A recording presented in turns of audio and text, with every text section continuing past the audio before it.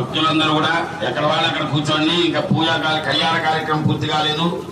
స్వామివారికి బ్రహ్మముళ్ళు తర్వాత నీరాజ మంత్రోత్సవాలు ఉన్నాయి. అవి అయిపోయిన తర్వాత తీర్థ ప్రసాదాలు అనగా పానకము వడపప్పు ప్రసాదాలు మీ దగ్గరికే పంపిస్తారు.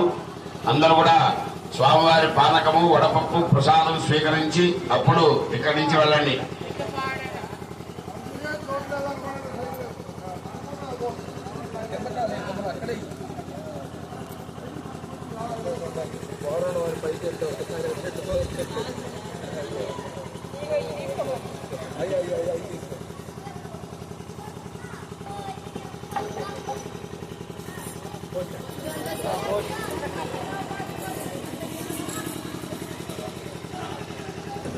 అన్నీ వచ్చేవాళ్ళు అడుగుతున్నారు అక్కడ ఉన్నంత వరకు